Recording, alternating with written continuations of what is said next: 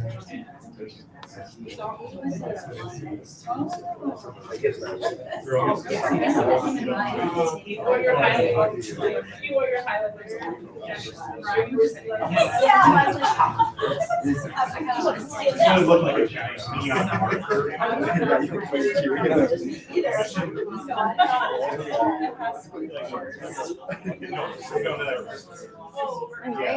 I think we'll go ahead and get started.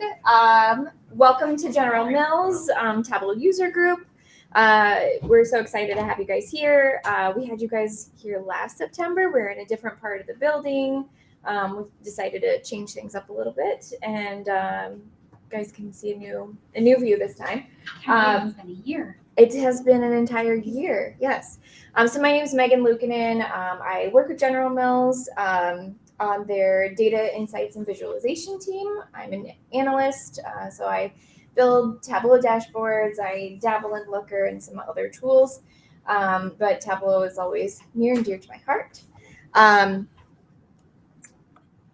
Today's agenda, we'll just kind of get through some of these housekeeping things, and then we're going to have Alex come up. She's going to introduce you guys to General Mills's early career program. We're currently actively recruiting for that program. So if you know any seniors in college right now, just kind of keep that in the back of your mind. We'll do the get to know a member. This is pretty typical with General Mills, with Tableau user groups. Just kind of introduce. We'll take somebody, a volunteer from in person. We'll take somebody online. Or a voluntold. Or a voluntold. We have no shame. And then we're going to hear from Megan Reichert and Priya Janjanam. They're going to share about how they started supercharging their Tableau dashboards with Google BigQuery, just trying to really think outside that box and speed up their dashboards. And then we're going to have a wonderful panel discussion. We have 4 people on our panel. We're going to be talking about measuring value beyond just that user count. I know that's pretty typical for trying to measure how successful a dashboard or any kind of data product is. You look at how many users you have, and that's kind of seems to be your what everyone is interested in. But we're here to talk about more than that. So we'll have Joanne Marash, Chad Smoody, Darius Montezimi, John Geyer, and Mike Maddox. I'm so excited to have them come up for that. And then for anyone who's here in person, we will head down kind of as a group. If you're interested in staying, we have a wonderful hosted happy hour downstairs. So thank you, General Mills, for that. Upcoming events. This is, feel free to take a picture of this, screenshot. So She Talks Data, wonderful place to meet other women in the area, in the Minneapolis area. What is the theme about this? We're bringing in Eve Poschel, who works in R&D over at Boston Scientific, and we're going to hear her story. So she's a badass analytics lady. Wonderful. And that's in Bloomington, Minnesota. Then we'll have there's a Power BI meetup. Yes, we also promote Power BI because it's still a data product, a data tool. But yeah, so that I believe is at Surly, October 11th. There's the League of Data Leaders. Do you want to introduce what that is? So I'm not actually running that group any longer, but it is it's really focused on people who are in the role of a data leader, right? And the unique challenges that they face as they try to drive strategy and grow their teams and make all the right decisions from a leadership perspective. Because when you get up to that level, you're kind of all trying to do the same thing. And so, the idea behind that is that there could be a lot of knowledge sharing going on that isn't necessarily like, confidential, like intellectual property kind of stuff. So, yeah. It's just for leaders or followers welcome? We're not going to check your badge at the door. So, Enterprise Analytics Online. Do you have any info on that one? I feel like. I'm putting Serena on the spot. Yeah, you are. I think that's just that's an analytics conference, virtual. Yes, I it's feel like I virtual. should know more about that because it's possible that my business partner Laura is speaking. That's where I found this. Okay. Yeah. All right. Well, I can't keep up with that woman. Check it out. It is a free virtual event. Yep. So I think it's a couple hours, but it looked interesting. Yeah. And then Twin Cities Tableau User Group again, October 26th. Is there a location? I do actually think we're going to be at Midco. Oh. Which is, I think, downtown. Wonderful. It's in Centennial Lakes. Thank you. Perfect. Right, so Did I miss anything? Does anyone have any other events that they know of? Announcements? If your company is specifically looking for a Tableau developer, feel free to raise your hand. If there's any open positions, or if you're looking, you're always welcome to also speak up and make some connections. Cool. All right, so we'll have Alex come up to talk about our early career program.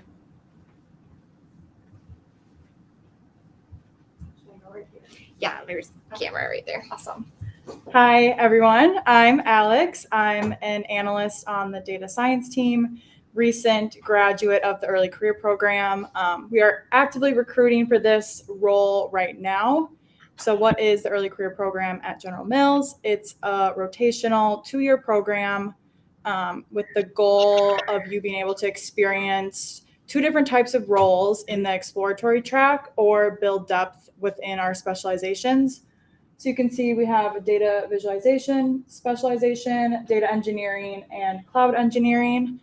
Within the early career program, there's a lot of fun development opportunities. You're paired with a mentor. There's a lot of events like Code Camp, Innoventure, and the early career program conference, which is actually happening this week for our current members. And this is for seniors in college, so qualifications are below. We also have an internship that we're recruiting for sophomores and juniors. Same tracks apply, exploratory and then specializations. And that's just on our careers page. So you can go to careers.generalmills and check it out or reach out to me. I'm Alex McCullough. So Can I ask a couple Yeah, questions, Alex? for sure. What if somebody has recently graduated? Are they no longer eligible So they graduated like the previous year. from college? Yeah, I think you can still apply and interview. It also depends too, like our data science track is master's students as well. That's why it's not on this one, but that can be like from whenever you get your master's to whenever you want to apply. So definitely apply, even Okay. if you've, It's not me. well, if someone's, yeah, graduated. I graduated like a couple years ago. But does that how many people are you generally like? Is there a certain number that you strive for in each? Yeah, we cohort? have usually 25 each year. That just increased last year. We used to have like 12, but the program's really grown over the past few years. Okay. So usually like 25 interns, 25 early career program people. If you're not doing anything on the 3rd, you should come to the She Talks Data And do- we get, Do a pitch. Yeah, we get we get college students or recent okay. grads there on a regular basis. Yeah, because the position closes mid-October. So Okay, so There'd be some time. Yep. Yeah. Awesome. Thank you. Any other questions for Alex on the call or in the room? Awesome. Thank you.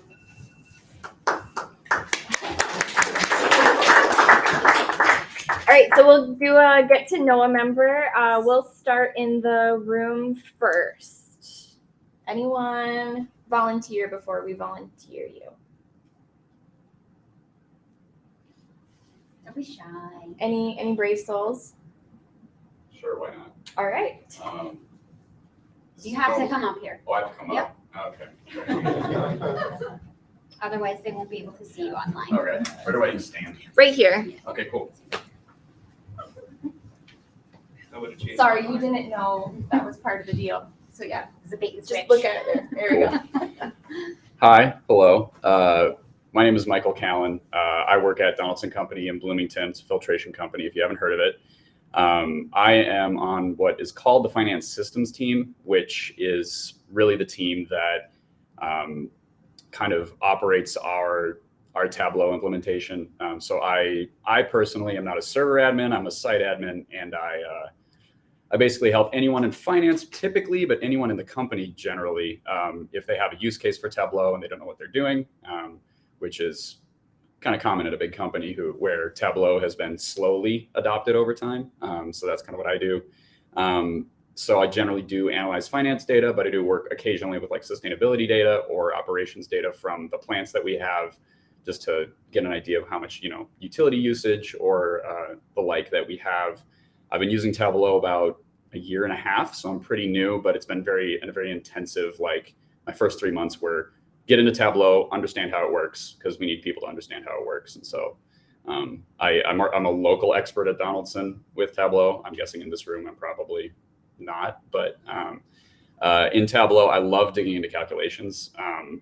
There are tons of people at my company who they know they need something calculated and they don't understand how to build it in Tableau, and I can help with that. I always see it like someone comes to me like, I just can't get it to work. I'm like, all right, it's a challenge. Let me figure this out. So I personally really struggle with data blending. I have been working on something recently, which has been giving me migraines, trying to get zip code level data into a sales territory map with revenue from a different data source. And I having a lot of trouble figuring it out. But anyway, so that's me in a nutshell, I guess.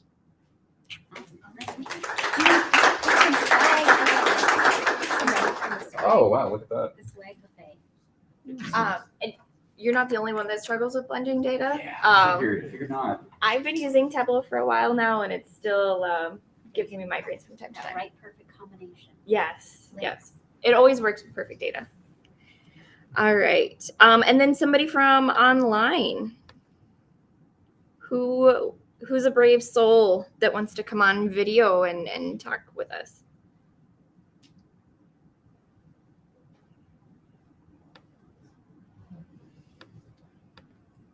Because I can jump in since no one else seems to be brave enough.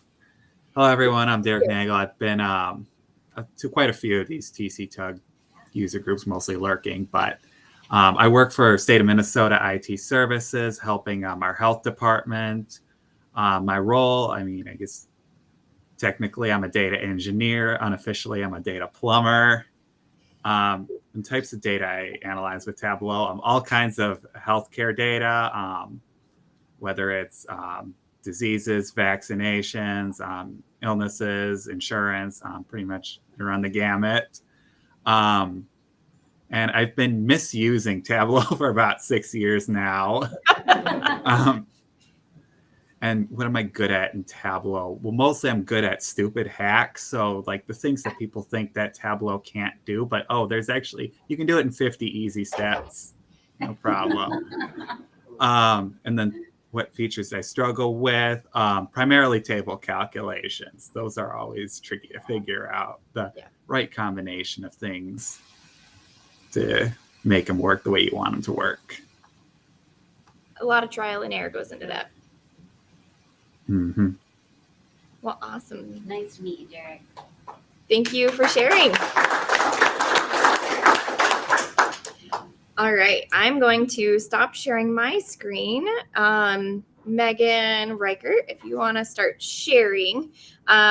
Megan is with me on the data insights and visualization team. It gets confusing. There's actually 3 Megans on our team. It's very fun. But she's here to talk with you about Google BigQuery. Awesome. Thanks, Megan. So like she said, I'm Megan Reichert. I'm another senior business intelligence analyst here at General Mills. I've been here for about 6 years, the senior BI analyst for 4. What that means, Megan kind of touched on it as well.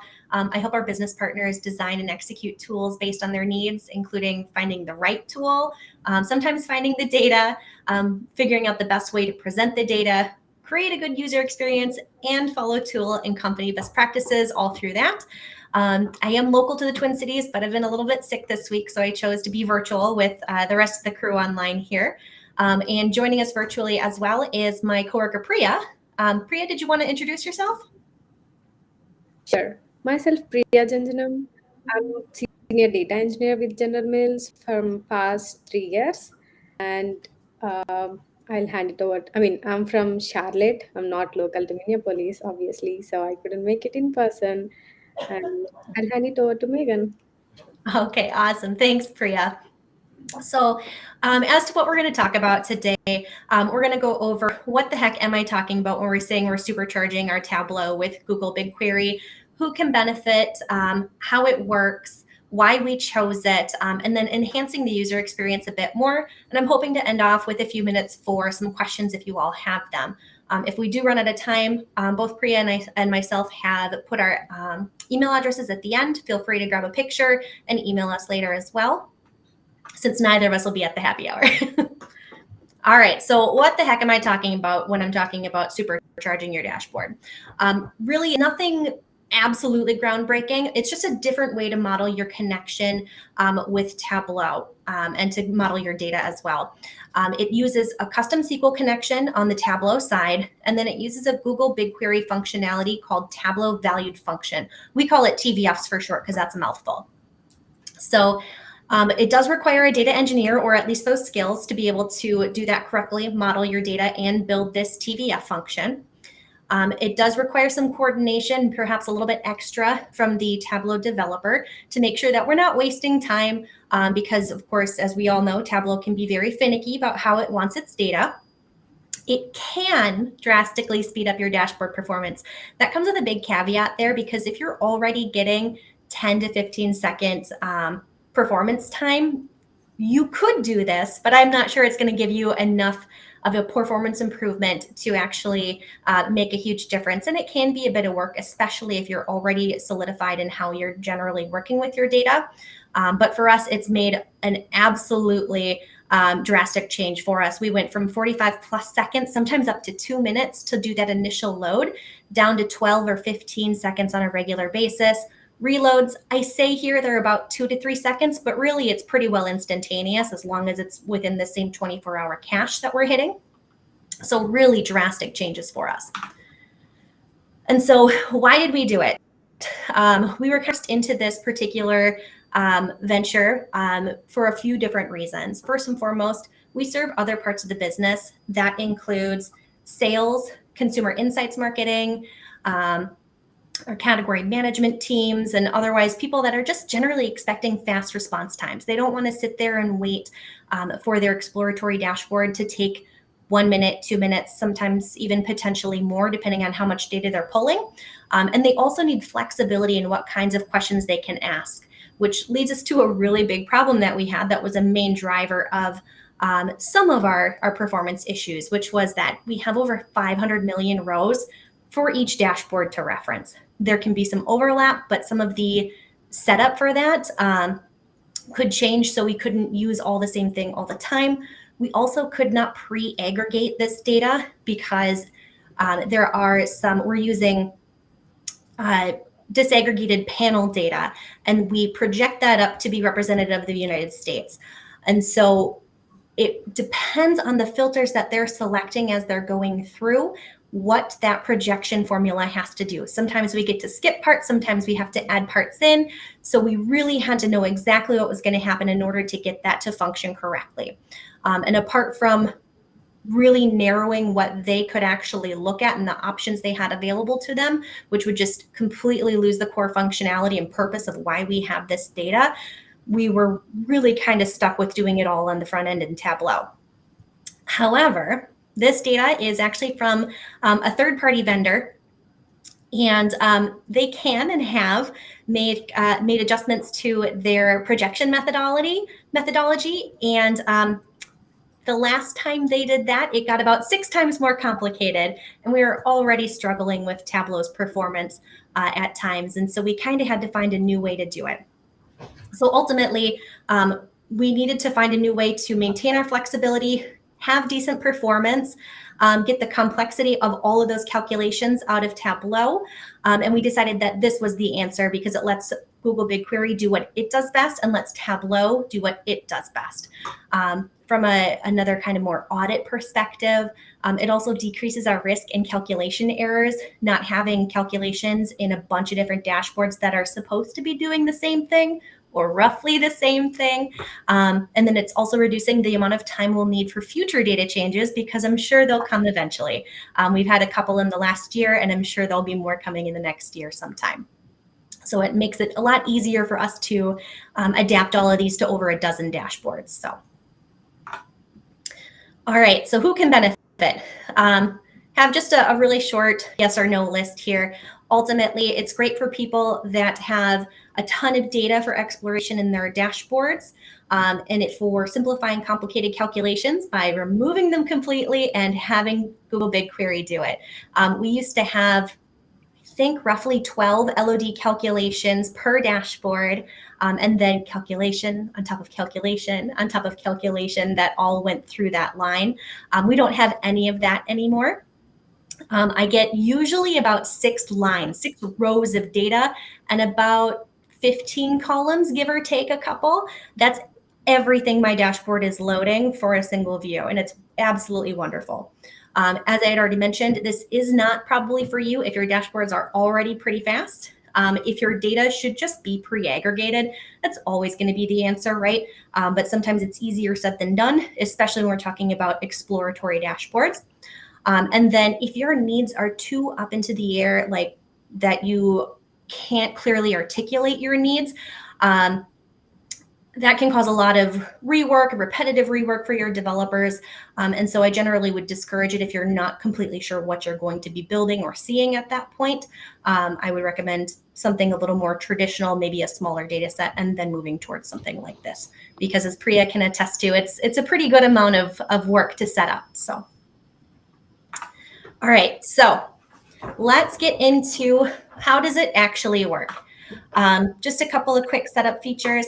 I know I've already kind of mentioned it, but know what you're going to show, know what your data engineer needs to provide you. I literally give Priya an Excel-like format of here is all the columns that I want, and here are a couple of examples of the results I might like back. So we know roughly how many rows we're getting. We're both on the same page. Obviously, calculation, definitions, that kind of thing. We kind of go over to the high hills and have all kinds of documentation sitting out there for every single iteration. But the next piece that's really important for this entire structure is having your metadata pre-available before these TVFs. And what I mean by that is anything that you have for like a filter or a drop down for your users to select from, you're going to want to have that available in its own separate table, distinct options, all of that to load up. And you can see kind of what we've done with that here. In that orangey yellow box up at the top, you can see a few different drop downs. They are all actually parameters. You've got period, choose a geography, filter the geography and category. Last year, retailer Walmart called cereal. Those are all items that I am sourcing from the metadata. And there's a very specific reason for that that I'll get into in just a second. But these 2 reddish boxes that we've got on the bottom, those are the TVFs that we've made, or that Priya has made, I should say. And we have 2 different boxes, even though we have 4 different sheets available here, because the box on the left does its own thing. All 3 boxes on the right-hand side, all 3 sheets, I should say, on the right-hand side, those are all doing the same thing. It's just a slightly different piece, a demographic that we are slicing it by. So you might be able to see it says this year household distribution by ethnicity, generation, and then income bucket. And you can see the headers along the bottom of each of the 3 that give you some of those kind of details so you can get an idea of what that's looking at. The only thing we're swapping out in this data structure are these 2 data points, the ethnicity and all of the ethnicities underneath that, the generation and all the generations underneath that, etc. And so they're doing the same thing, so we can use the same TVF the way that Priya has designed these. And so this is how generally this is going to look from a structure perspective. Your metadata kind of going across the top, and the first thing that you've got loaded, and then you've got your two TVFs represented here by our two little diagram flows. And I'm going to zoom in on one of these for you here, if I can go the right way. There we are. This is the custom SQL that I'm presenting in Tableau. It's really very minimal, and it's pretty, it's actually more complex than it needs to be, just because we do another little piece for our users to give them a total US view side by side versus making them pull it twice. So you can see here, it's just a simple select statement, and then a few of the fields. Let me see if I can find my mouse again. And then we've got from output.who for demographics. That's the TVF name that Priya has made for us for this particular example.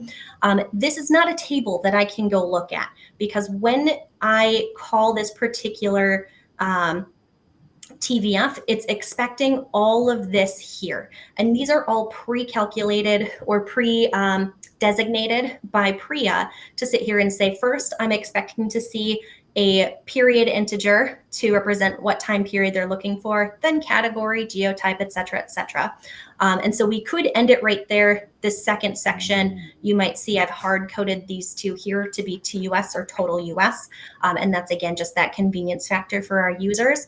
Otherwise, just this top section with a select star would be all that we would need to be able to show everything that we're going to look at. And these parameters are where it really comes into play.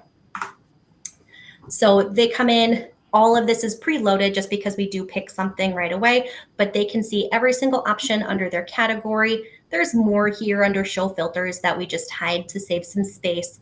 But they're able to grab all of that information without having to wait for all of this stuff to load or have it just be blank, because it hasn't been able to load anything if we didn't have those pre-existing. So that is generally what this looks like. This is actually our old version that's currently still in production. We're just doing some final beta testing to make sure that we're all good and hunky-dory before we launch them next week. We've got about a half dozen to launch.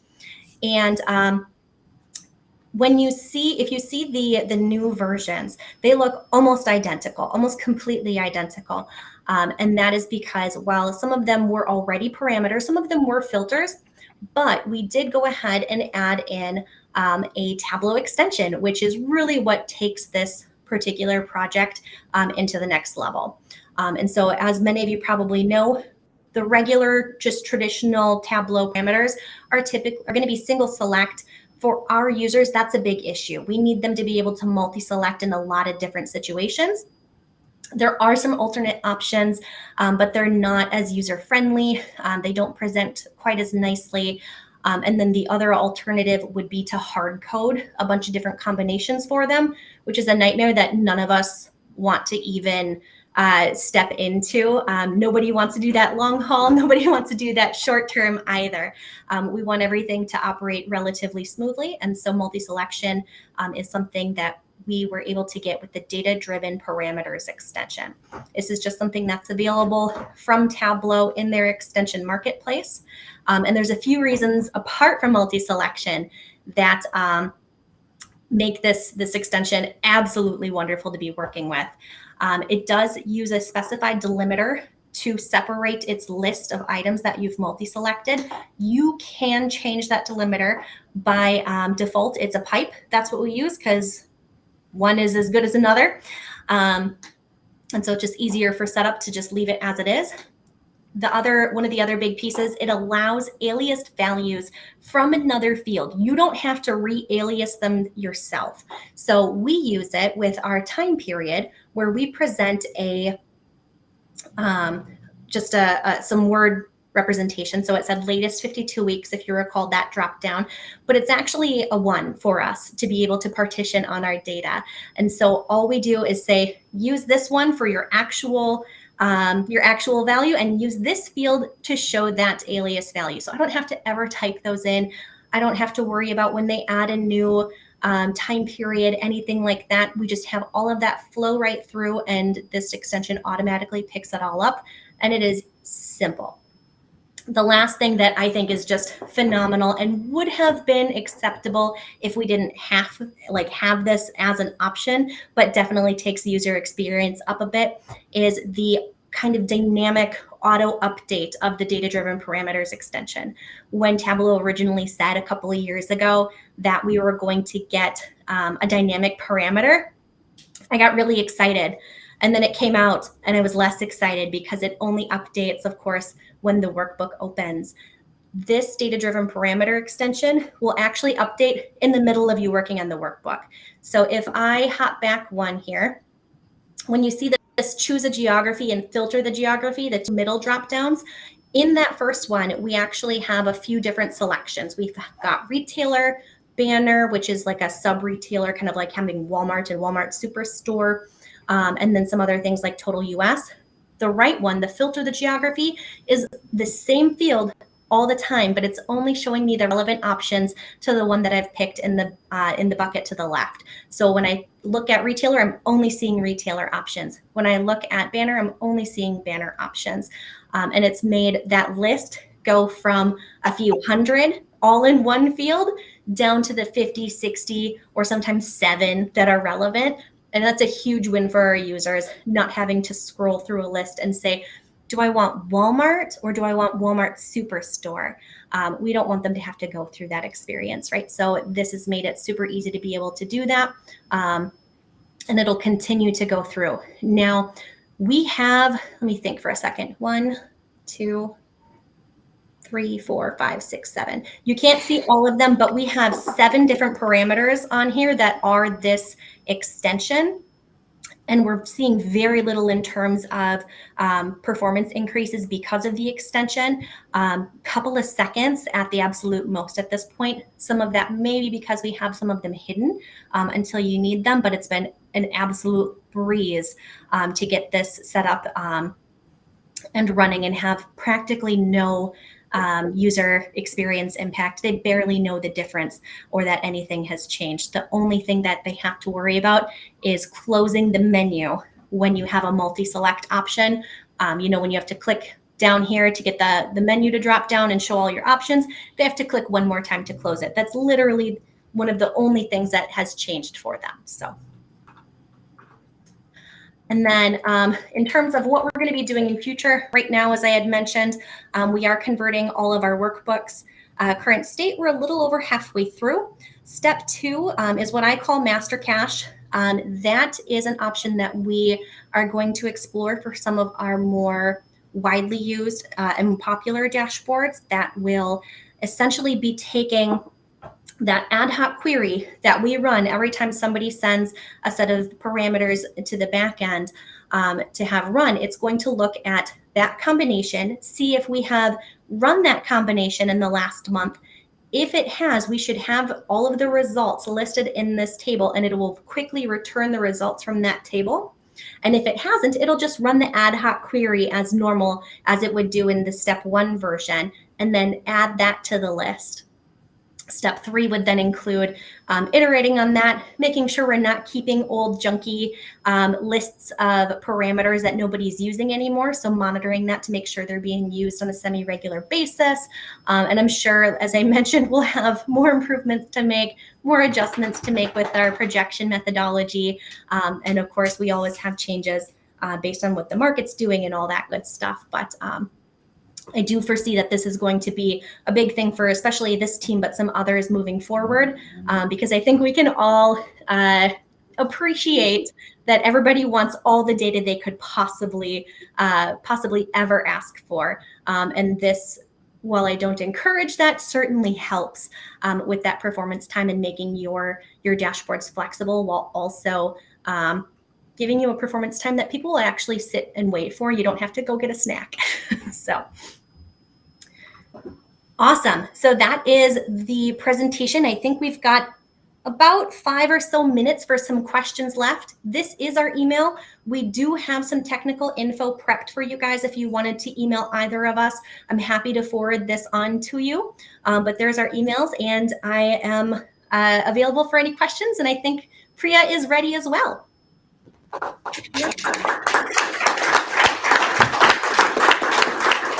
Thank you, Meg and Priya. We'll start with questions in the room, and then we'll move to online. Yep, we have some. Is there any consideration to extra costs or anything that you would have to associate with GCP doing this methodology?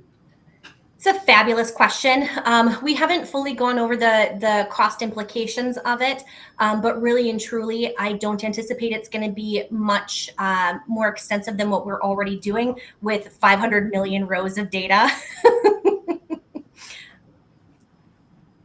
Okay, so cost savings possibly even too. Hopefully, we're hoping. We may even be able to turn off BI engine. That is at this point a little bit of conjecture, a little bit of educated guess from what we've seen early on, but we may be able to turn off BI engine and save that cost as well. Accurate. Yeah, like the way how we are doing things now using the table value functions, we are anticipating the cost might reduce from the other process, like where Tableau used to do the queries, execute the queries in Tableau, load all the data, etc., etc. So hopefully we'll have more details shortly. We are waiting on our users to more test it so we can give you accurate updates on that.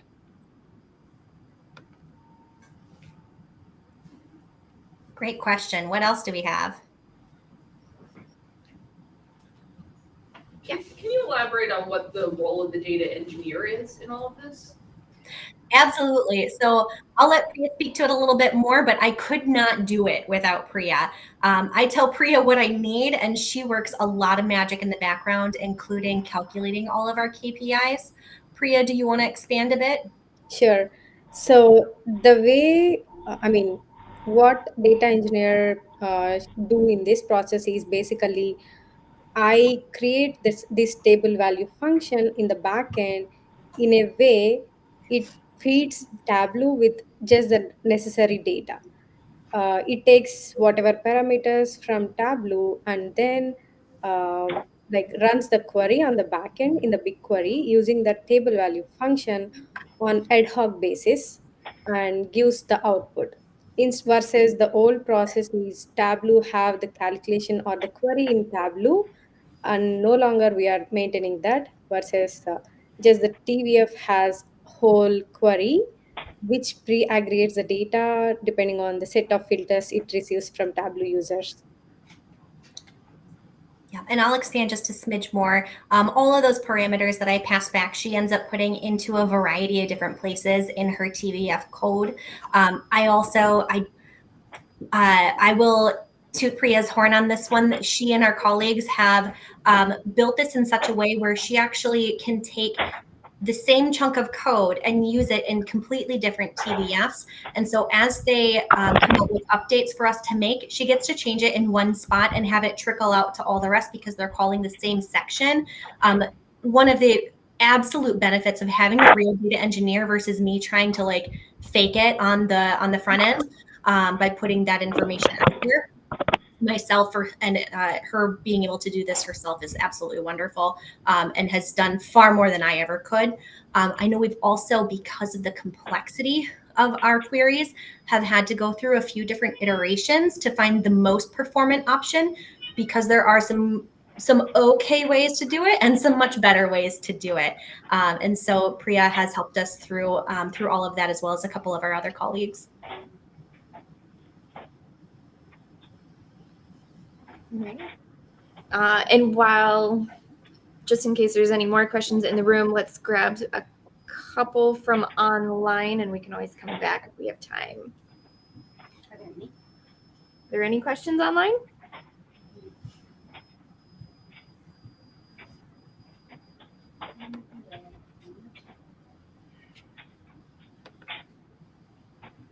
All right. Any other questions in the room?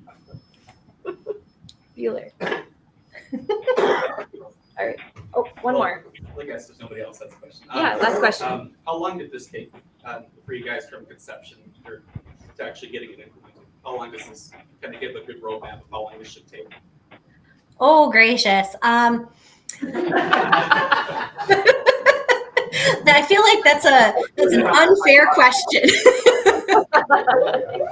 What would you say, Priya? Since maybe mid-July or so, we've been working on going Yeah. through it, but that has also included a couple of different proof of concepts to see which ways were better. Now, as we're going through it, I don't know. What do you think? 1 to 2 weeks for the most complex of them, and we have some Yep. complex calcs. Yep, I would agree. So the initial POC discovery phase, I would say, like, lasted for the longest, like 3 weeks around, because we were practicing different methods, different scenarios, and all. But then once we finalized, okay, this is what we want to do. It was even less than a week for simple dashboards versus the complex ones takes couple of weeks, depending on how complex they are and how many sheets we want to display per dashboard, etc., etc. But yeah, that's how it works. I think everyone in the room is shocked because I think we were expecting it to be Years. longer. Yeah. Awesome. All right. Well, thank you, Meg and Priya. We really appreciate you presenting and sharing.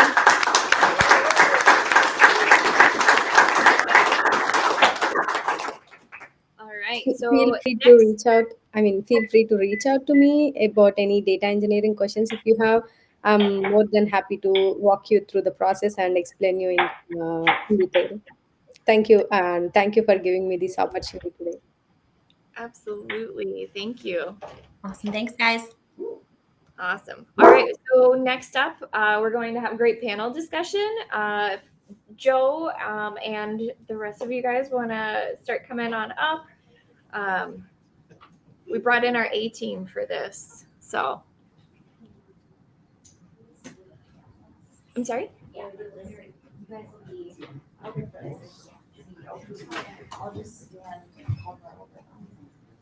Well, this camera still is on here. Yep. They'll get both. You guys are all Serena Roberts. We're missing one. Where's Mr. Smooth? Right there. We wrap. Okay, well, while that's happening, I'm gonna snap a couple of pictures.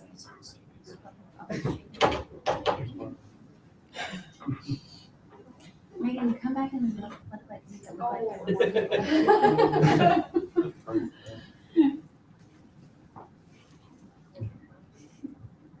Okay, I gotta go from the back. Oh.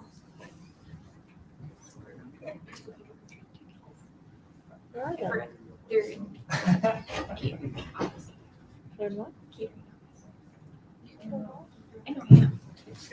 She needs a body. Hey.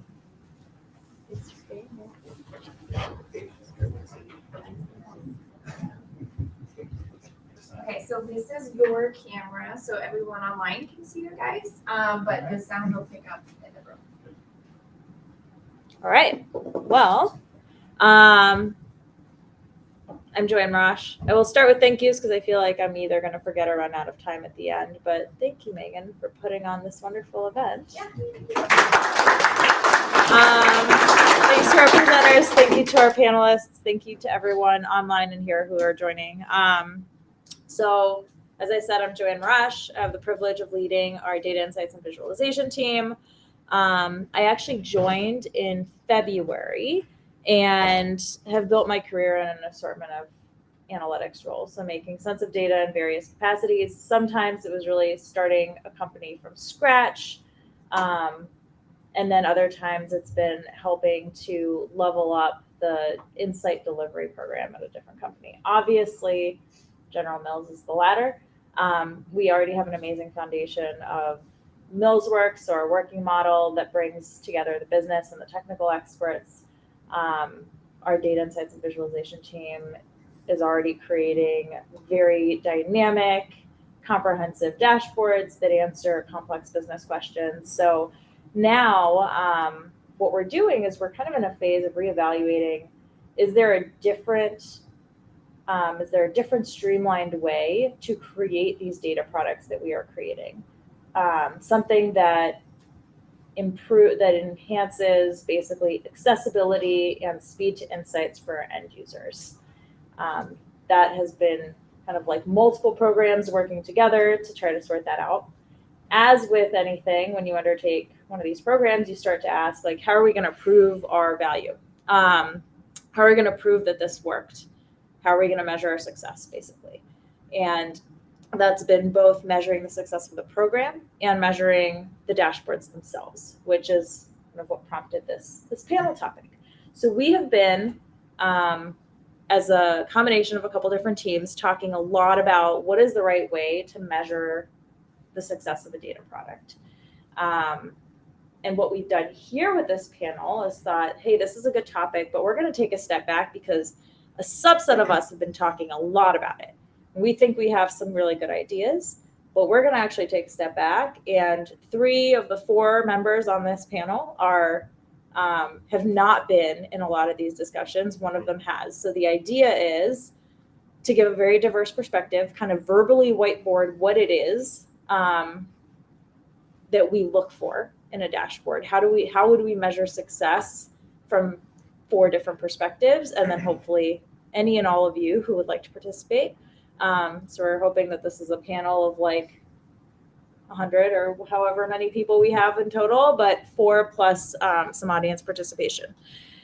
Yeah, and so what I hope that you will get out of this panel is just a fresh perspective from a company that is kind of in the midst of reevaluating how do we measure success beyond user counts, right? So getting the right users to the right tools and then retaining them, measuring the retention of them.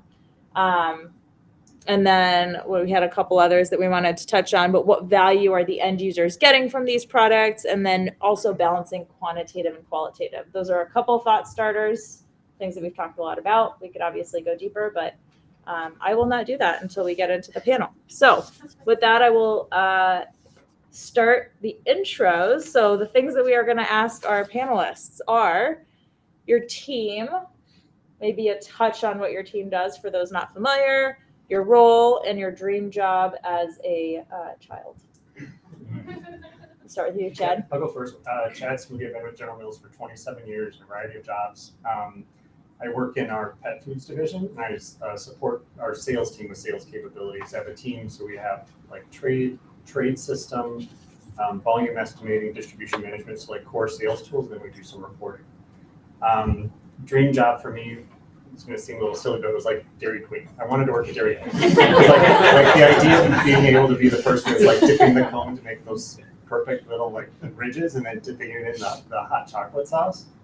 So love that idea of the job. If you're interested, it's 3.3 miles away, like as a crow flies. Hi, I'm John Geyer. I serve in our food service organization. I support our sales team primarily. What Chad described, sales enablement. That's what I do for our food service team. So we sell to colleges, K-12 schools, hospitals, restaurants. I dabble in Tableau. I own our Salesforce implementation, our Sales Cloud implementation. I also work in CRM analytics, which is kind of the cousin of Tableau, as well as our SAP system and a variety of other tools. By marriage. Cousin by marriage. What was your job? Oh, my dream job. Yeah. I want to be a paleontologist. And go out in the desert and dig up dinosaur bones.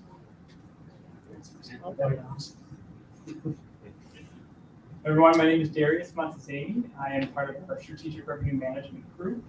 And as was mentioned earlier, the SRM group has really kind of led a lot of our development, how we are bringing in data and analytics into the business as working collaboratively to build out a lot of the capabilities and tools that we use across the organization. So my contribution to that has largely been with our sales user space, supporting a tool called our SRM Engine. It's a predictive analytics tool that helps our sales teams predict and optimize merchandising plans within with our customers. And then most recently, I've been working with our pet team on bringing some capabilities on our pet omni space. So that's a newer team for myself and for SRM, and excited to see what comes of that. And I've been with General Mills for about 5.5 years. Prior to that, I've had external roles within CPG space, so I'm excited to be here. when I was a kid, my dream job, unfortunately, nobody's really hiring from Jedis. So yeah, I know. And so my dream job was to be an astronaut. Jedi astronaut. But, yeah. Well, hey, nice to meet y'all. My name's Mike Maddox. I've been at General Mills 15 years. I'm a product manager supporting our North America retail business. I lead a suite of product teams. A number of folks who are in the room are part of my team. Really focused on driving in-market performance and analytics reporting for our brand teams, our sales teams, anyone supporting our North America commercial business, as well as a brand new capability that we're actually just starting to launch this year, really focused on, as we think about scaling all of these like data sets across our organization, how do we make it easier for folks to engage with those tools, save time finding the reports they need, measuring the value of those reports, and really leveraging them to make decisions. If I had to think about what I wanted to be as a kid, I wanted to be a Teenage Mutant Ninja Turtle. I'm still holding out. I think it's still in scope, just waiting for them to be involved. You just haven't found the news yet. Yeah, they haven't found the news yet. I'm waiting. All right. Well, that was fantastic. I'm glad we went with the childhood aspirations then. Okay, so we're going to start with, what is the biggest challenge to measuring dashboard effectiveness consistently across General Mills? And for the audience across your respective organizations, I think Darius and Chad, you might have had some starter thoughts on this one. So I think part of the challenge is we've got such a range of audience, like across functions, whether it's sales, marketing, finance, or deep analytics. So for me, the difficulty in measuring the dashboard is, what are you trying to accomplish with the dashboard? And what is the measurement of success? You can't, like, we have good access at General Mills using a Tableau dashboard to measure the usage of Tableau dashboards. Opens, duration times, that kind of stuff, which is super. But it doesn't tell you, is it doing its job? And part of doing its job is being really clear up front is what is its job.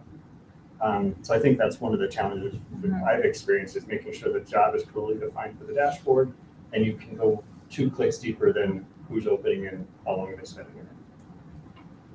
Yeah, I would agree with that largely, and obviously very different team myself. I would agree with that, and I think the other big challenge that we deal with oftentimes is the speed to which that our business changes. And we can set out and have a really well-defined purpose and user persona, and that can change really dynamically. That's not unique to CPGs or certainly our organization, but the need that the dashboard and solutions that it provides could likely change in a matter of months. And so how we are maintaining the efficacy and the business results that it's generated, I think, has been one of the bigger challenges that we're still learning and continuing to try to figure out. All right, sorry, we're trying to figure out how to make you guys larger and not me. I'm already large, so. I'm gonna say I'm already large. Okay, how do you know? I think you both hit on something very important. So part of like the evolution of what you just said is, if we could be more specific about the users and the purpose of the dashboard before we start doing anything, would that make, this is the follow-up question to the first one, would that make measurement easier? If we said we know exactly who and what scenario we're building for, would that make the measurement piece easier? Short answer, yes. Of course. Yeah. I mean, I'll take the softball. Yeah, I think the short answer is yes. And I think even though, as we think about tracking usage, we have tools and capabilities internally that are helping us do that, I think the reality still is we're not as sophisticated as we probably need to be to make sure we're identifying the right opportunities, right? Really making sure, as we think, I'll talk about like in my world, we have really focused dashboards around our associate brand managers, the types of folks who are hand on keyboard, doing analysis, providing analysis to their leaders to understand kind of what's driving performance. The reality is, like, we don't have turnkey tools or methodology today to say, how many associate brand managers do we use? How many have used our tool in the last year? How many have used it and dropped off? How many and who are using the tool every single week that are power users? there's still opportunities, I think, for us to get much more sophisticated about understanding who are we developing for and building kind of reporting analytics internally that make sure that the reports that we're deploying to our teams are being used by the right people and identifying the right opportunities to get after, whether it's an awareness issue, the adoption issue, or even just converting people to loyalty. Yeah, and one of the things that we've developed using Tableau is actually ways that we can point to some of our other tools to say, how are people engaging with, a certain button click or something. We know there's a functionality within a certain window. Is our users that are engaging with that tool actually leveraging that functionality? If they are, great. Is it being leveraged in the way that we intended it to? And we're kind of letting some of the use educate us to say, would we go and build functionality with that? And it gives us a little bit of a behind the scenes feedback loop to be able to go and engage with our users even further. To say, hey, I noticed that you don't typically use this as a reason why. Does it not meet the need?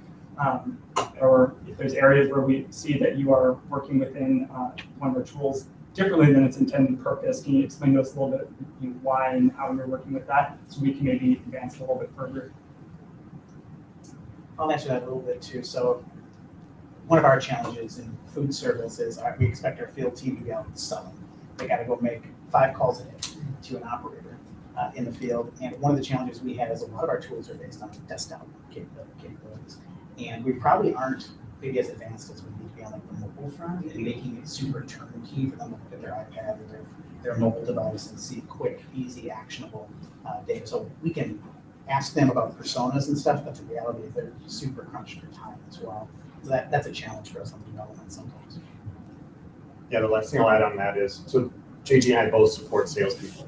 So they need to support salespeople. Once they get your name, they're your friend, and they're going to reach out for help, which is amazing. And they're a really good way to figure out, is the dashboard doing its job or not?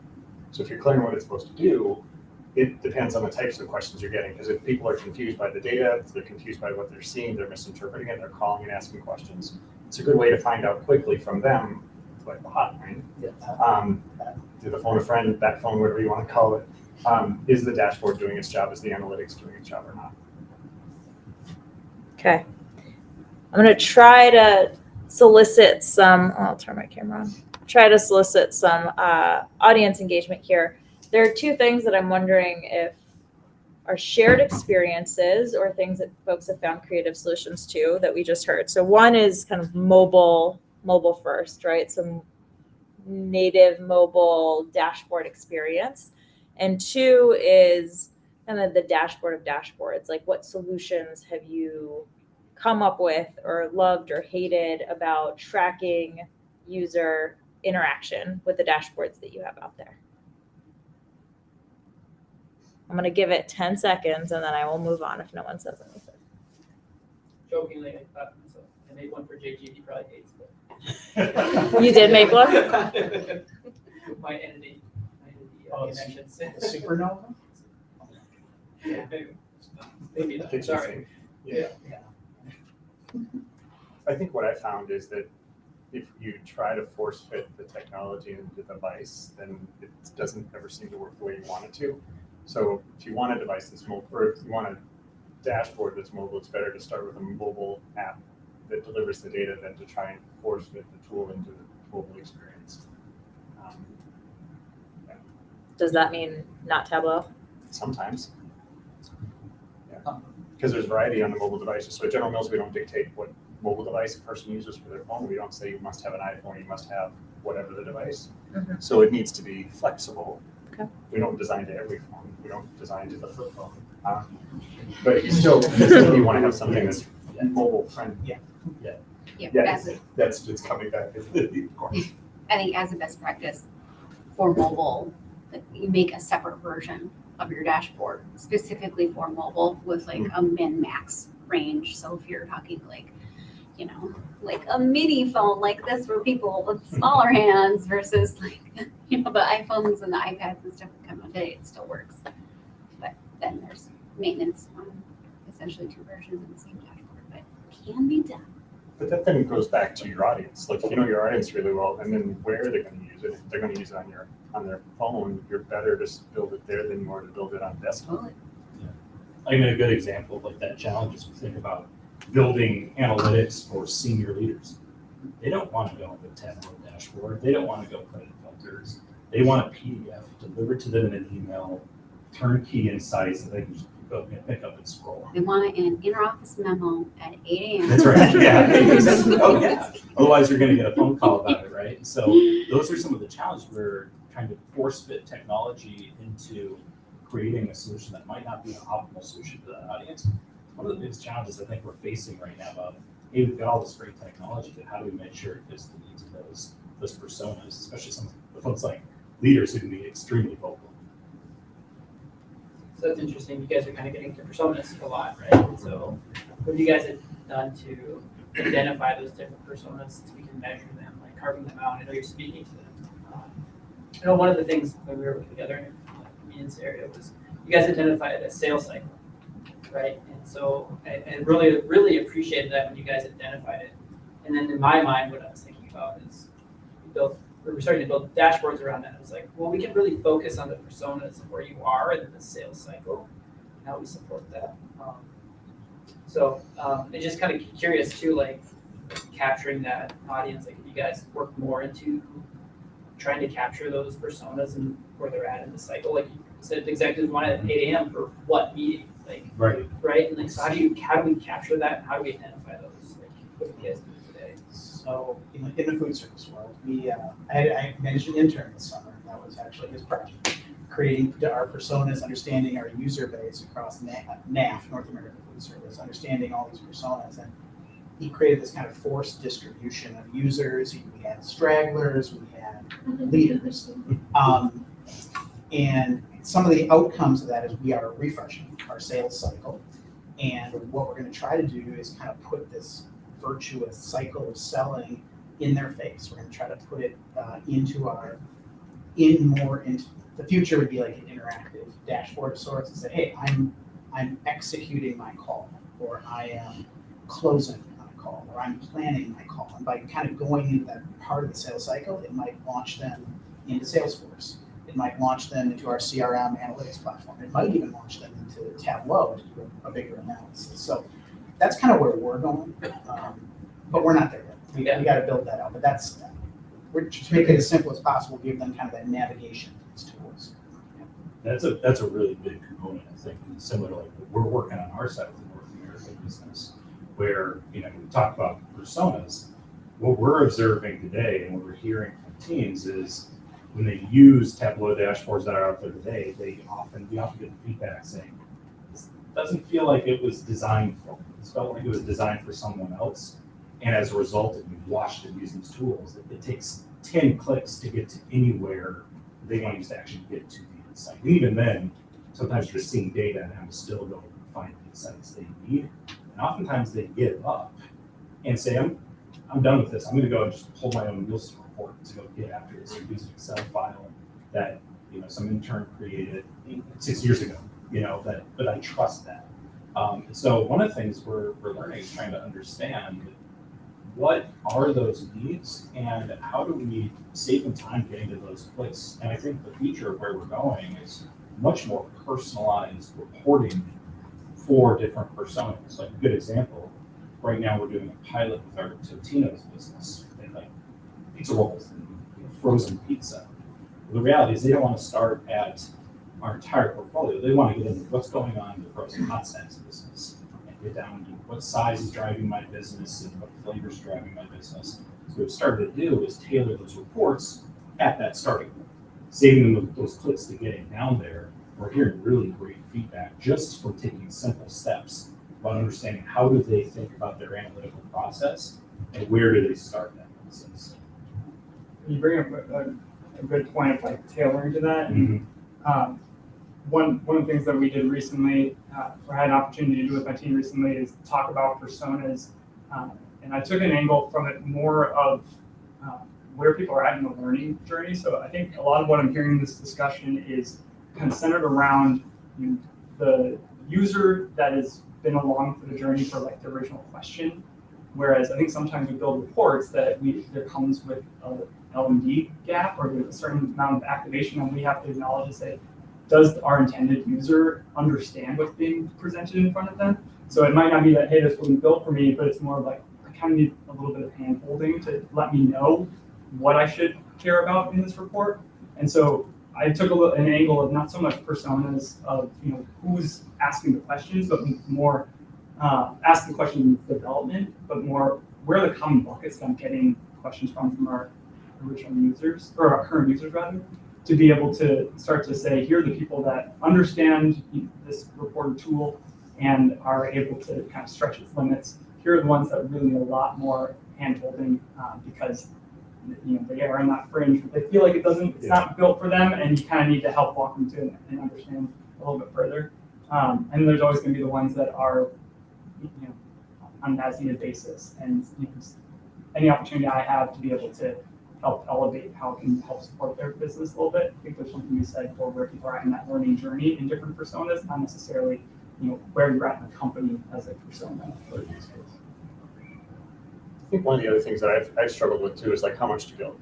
So you can build to the 80%, which is like this dashboard should answer 80% of this person's questions, or do you have to build it to the 100%? You build it to the 100%, it tends to be really complicated, and it's hard to get to the 80% question. But then you run into the situation where people are like, well, it answers my 80, but it doesn't answer the 20. This isn't the dashboard for me. So it's one of the things I've always struggled with, and I'm just curious if anybody has found a solve for that here. On how do you tackle that one? Like, how do you tackle what's the right amount of complexity to put into the dashboard or into the tool? Like, what's the definition of done, I guess? What's done with the dashboard, and then where do you direct them next? It's tough. Well, yeah, you can say like, you could put 50% of your effort for the last 20%, but it's 50% of your effort to get the loading fruit. You also have to ask yourself how are you going to measure that, right? Because it's so subjective. Yeah. And like you're probably talking about, at least you should be talking about a larger audience and not just one person, because it might be 80% for one person. It might be 100 for the next. It might be 30 for the next person. So figuring out first who is that user base? How do we measure such a subjective thing? I mean, I think you do what you can do, and then you iterate, right? Yep. I'll make a comment too. I don't know if people have had success, but I think there is that 80% too that we built for. And then there's that ad hoc world, right? How do we capture that ad hoc world? I think it's another one, like we talk semantic layers, data sources, and stuff like that. I think it's another persona. Usually they have a different skill set where they can go after the data a little differently. And how do we enable that and measure that? So semantic layers come into display where it's like, okay, the dashboard's built over this thing, but now let somebody go at the data underneath the dashboard themselves and build their own solutions. They're more ad hoc, measuring that. I think that should be a part of the pyramid. Get that big user base that's the 80%, and then you get that smaller ad hoc, and then really tight one-time questions or something like that. But, that's the way I've been thinking about it lately. But I don't know if anybody has anything to expand on that. Where they've had a really successful transition into that ad hoc world where you let people go beyond what you built for them. And then you have a story around that. How do you measure that? You keep just missing the window. Christopher. I was just going to add that, as you were talking earlier about when are you done, and I think this dovetails with the ad hoc, but the next action is when you're done.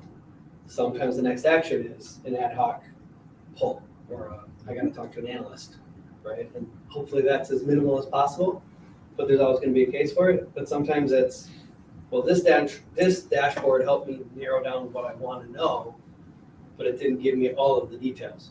Well, that's because that's a different dashboard. So the next action could be go down to that drill down dashboard, and it doesn't all have to happen all in the same view, all in the same dashboard, and it makes it better designed because then they go, okay, I narrowed down my focus.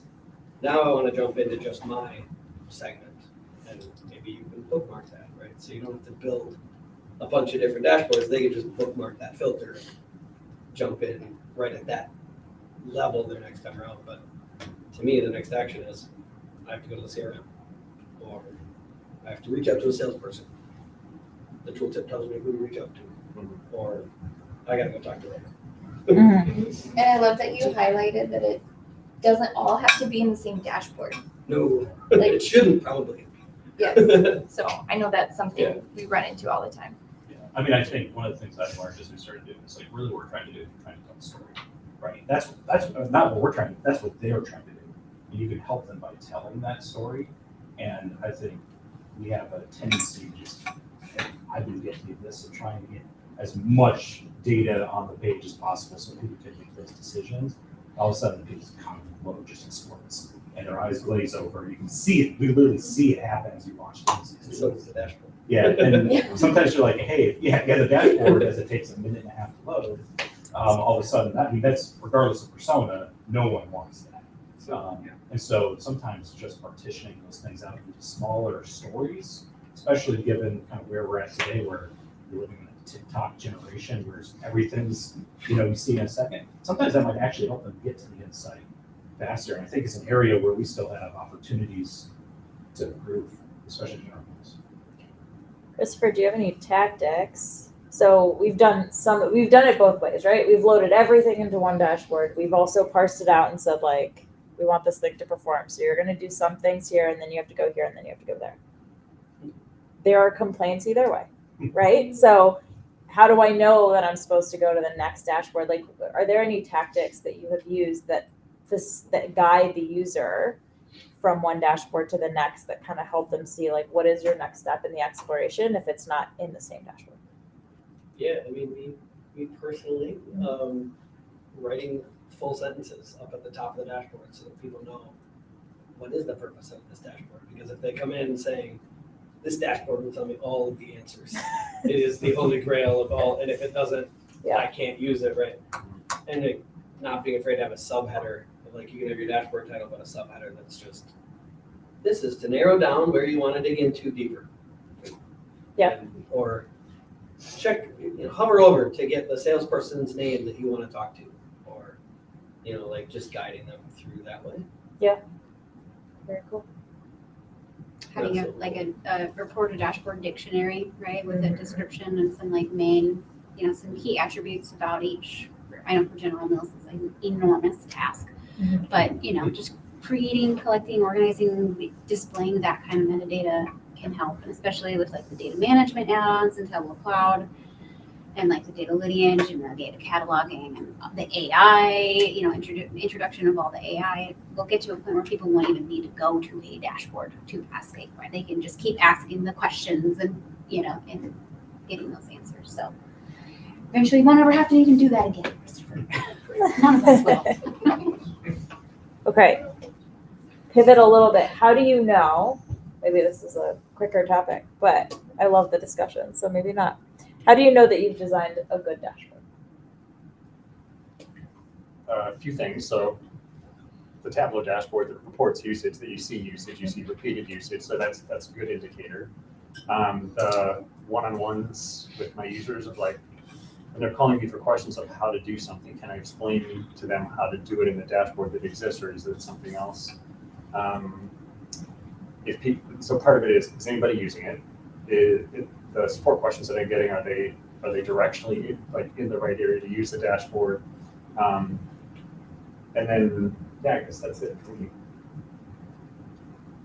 Yeah, I do training as another part of my role for our organization. So I train a lot of different sales reps and headquarter users on food service data.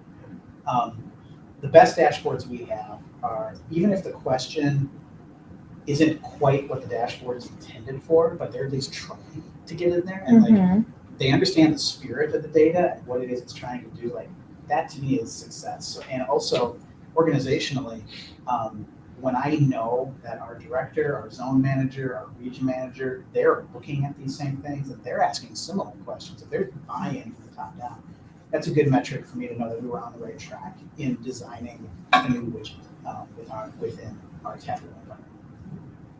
I'm just going to say something very similar, where the areas where we can see very tangibly that the tool that we've developed has been embedded within business process, and can you get to that point where if we were to sunset it tomorrow, we all have break loose, right? In my opinion, I think that's kind of the I think that's kind of the most genuine way to know that it's been successful, and you've designed something that's provided some value, intended value. I think is another question, but those are always the moments that we love to see when we know that something has been embedded in, and it's informing questions that can be expanded even further. So I'd like to see it embedded.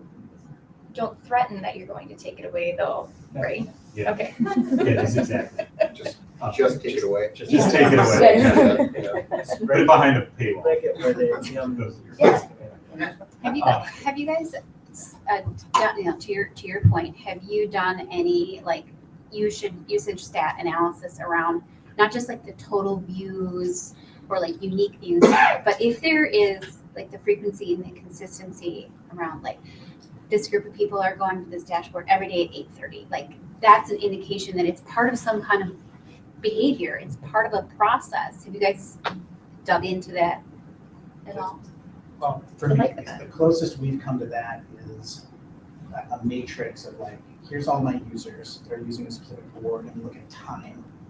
And then we can see how often they're going in by day. Mm-hmm. And so you can see the hot spots. Is it like, are they going in during their office hours on Friday?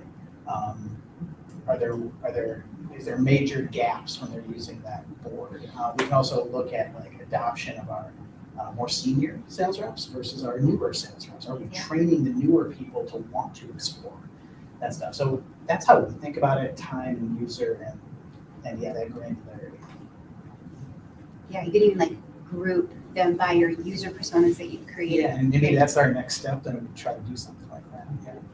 I think the reality is we have a ton of opportunities to get more sophisticated about how we track usage. And candidly, a lot of that should come from our leaders as well. Like leaders ask us the question of like, hey, how is usage going? But really like they're satisfied with the answers. Like we got 200 users this month, right? Yeah. When you really want to say 50% of your brand folks have never touched this tool. We have an adoption and awareness issue we have to go fix. I can imagine if you give them that answer, their actions probably look a little bit different to say, hey, how can I help you get behind this? What do you need from me to do that? I think as analytics leaders, we have an opportunity to say, hey, how do we approach this? How do we do it consistently across our team? So the way I talk about usage is the same as these guys talk about usage, and our leaders are hearing a consistent story, and also arming us and like our activators and leaders with enough insight so they can figure out how to do it. One build Joe is going to have on like, when do you know you've created a dashboard to be, if you have to wait until you deploy the dashboard to know if you built a good dashboard, you haven't done enough discovery with users to understand the problem.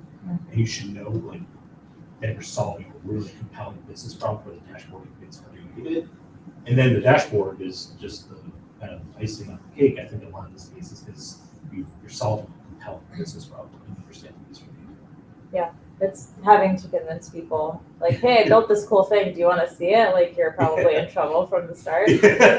I have a quick question from a sales perspective. Have you ever thought about coupling their actual performance from an individual perspective? This person's got increased sales against their targets, and they use the dashboard X amount of time. How do you translate to monetary? Right. Yeah.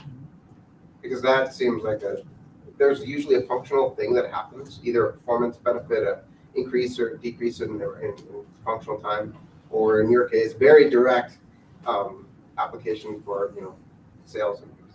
I think the challenge is oftentimes, as we say, correlation doesn't necessarily mean causation. Where we do that extensively, across not even just dashboard, but across our tools, where we can say, we have methodologies to quantify some of that, to where we're seeing positive business results is directly correlated to those that are using it. But it's hard, I think, to not say there aren't ways to improve that, but to oftentimes there's areas where that could be caused by this, could be caused by that. So there's a certain level of inference that you have to kind of get alignment to say, we think that it's largely due to adoption, utilization, the right utilization.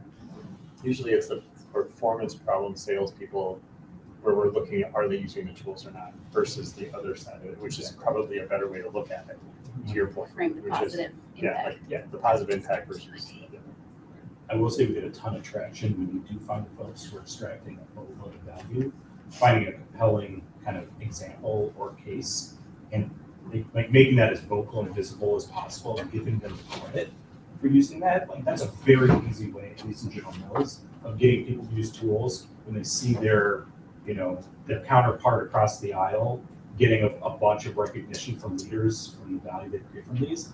All of a sudden, you get a lot of phone calls saying, "Hey, how do I get at this tool? Like, help me get trained about this." That goes a long way, even if you don't have a detailed kind of tracking that links those two together.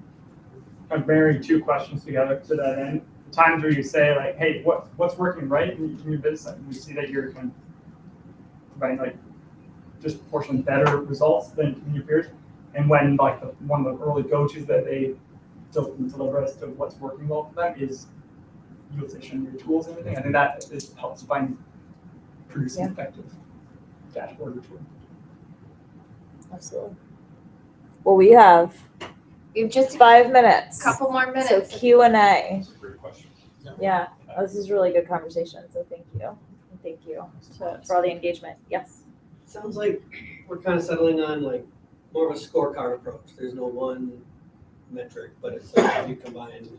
And I know we've like been talking about usage as a thing, but I think if the whole point is if you just focus on usage, it's not gonna work. But if you just focus on user satisfaction, or are they using it to their job? You can't rely on that either, because otherwise we would have stayed with Excel spreadsheets. Yeah. Because they rely on them, right? Like, then you'll never move on, right? So I think you have to do a scorecard approach and balance it all and tackle the weakest link at a time. It just has to be Because what I'm hearing is, the measures, like what we track should be consistent. Like we need that consistency to be able to compare. But like what good looks like for any given product, that's going to be different. So we kind of have to walk that line, right? Because we could create a dashboard that is meant to get used by 5 people once a year, and it's critical. I think we were talking about this earlier this week, and it could be amazing. It could be the best thing we have, and then we could have another one that needs 300 users a month to be making an impact. So how do we measure the same things but have different goals for different products? Yeah.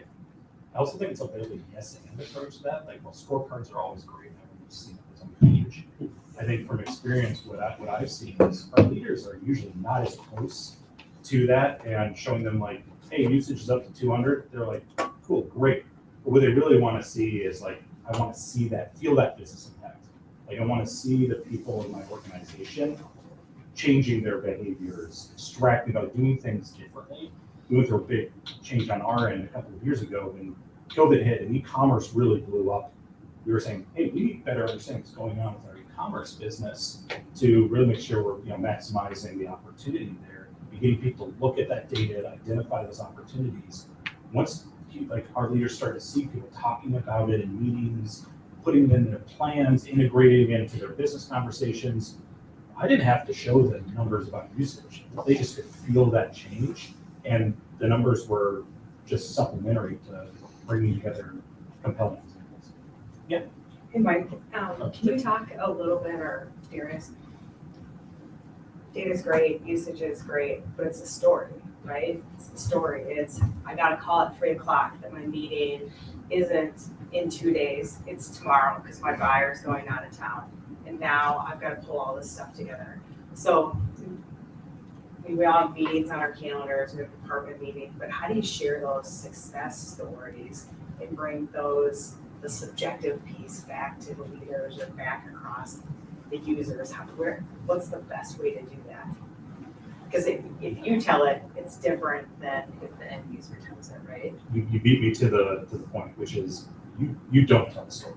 You let other people tell the story for you. That's the best way of getting people to get bought into this. Because our business teams don't care about what we do on the DMT side.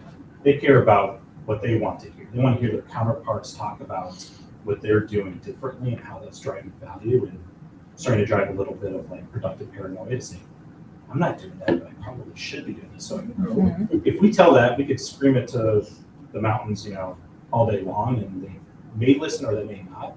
When you get a compelling business leader to talk about how it's changed their life and made their lives easier, all of a sudden your job just becomes super easy. Yeah, I was going to say, we do a lot, and I can think right now of slides and some of these report outs where we just share quoted testimonials. And I think what's important with that, be upfront, give them a notice, but like have the name on it. Don't just have it be like, this is a quoted testimonial from one of our users of how it worked, and then just like have it be in the background. But from X team or supporting what customer, and I see that snowball effect as well. And I've had other people reach out and say I reached out with a similar problem, and it was nice to hear that somebody else had found relief or a solution in what that tool was able to provide. We've been able to make connections in that regard too. We've had leaders ask, like, who are the subject matter experts that you feel like you engage with often on my team that I can lean heavily on when questions come up, and we're able to connect those names based on those testimonials that we've had. The most effective testimonials we get in food service is somebody who's not data savvy at all, but we give them like a demo, or we let them run this idea that we have for like a week or two, and they come back and tell us, oh my gosh, this made me so much more efficient. And like everybody kind of knows this person probably isn't the most data savvy, but they really liked that, so I got to get on board now with that. That's been helpful in a couple of our launches. Yeah, I like Chris's idea of the scorecard with the outcomes that we talked about. Because a scorecard can give you the numbers, the outcomes, the testimonials, and then drive home the facts. Because sometimes duration is not a good thing on time spent in the dashboard. Frequency could be a good thing. So frequent short visits might be better for a particular dashboard, but you want to hear that from the base. And because you've got the stats of who's using and who's not using, you can immediately have a contact list, who to reach out to. You don't have to necessarily wait for them to send something back.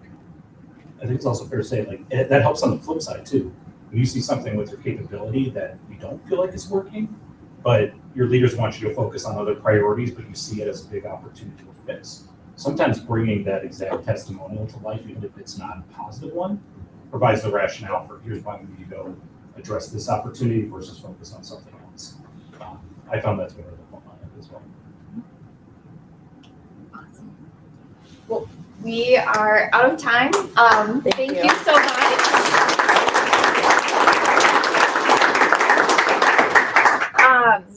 Oh, yes. Here's your camera. Thank you. So we'll let everyone on the call go. Thank you for joining us. We'll see you in October.